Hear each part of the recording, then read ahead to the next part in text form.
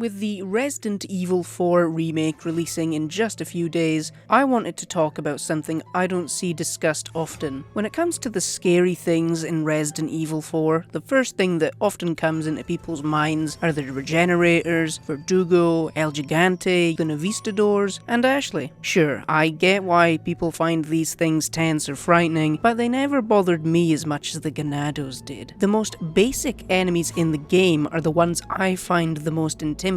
The stress I used to feel when I was younger during the beginning hours of RE4 have went unparalleled by any game I've ever played since, except maybe like Iron Lung. In terms of gameplay, the Ganados represented a shift in the Resident Evil series, that being the change from pure survival horror to action horror. Rather than the mindless zombies, RE4 had smart enemies that could fight back using similar projectile weapons. They could also dodge attacks and work together as a team. RE4 introduced a dynamic that we had never seen in the games up until this point, and I imagine this is one of the key reasons the game was as well received as it was back in 2005. Yet I never see anyone say that this is what makes the Ganados scary. They're way more intense when compared to zombies. The Ganados actively hate you. They audibly mock you. The Castle Ganados even laugh at you, which is horrible. That still freaks me out big time, especially during the Ashley segment.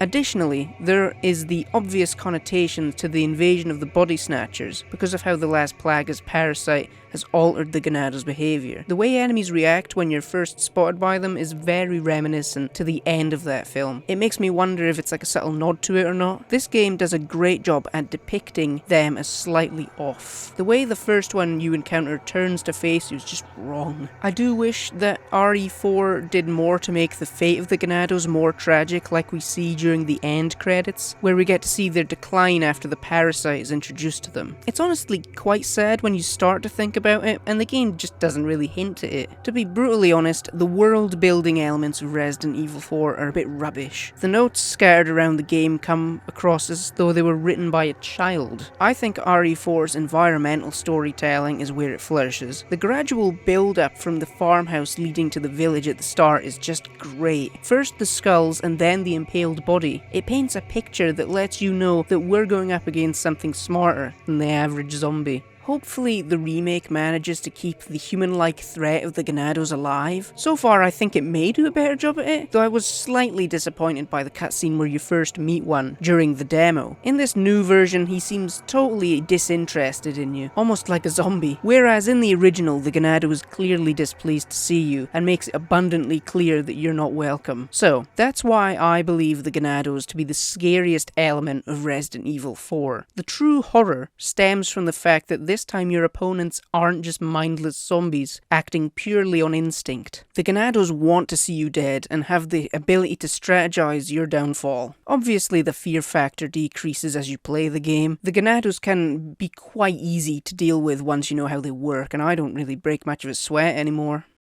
Thanks for watching. Oh, and don't worry, this channel isn't just going to become Gamerama or anything, though I haven't actually spoke about film yet, which is a bit weird now that I think about it. It's just I've always wanted to talk about this at a greater level, and now seemed as good a time as any. Anyway, thanks for watching. What are you buying?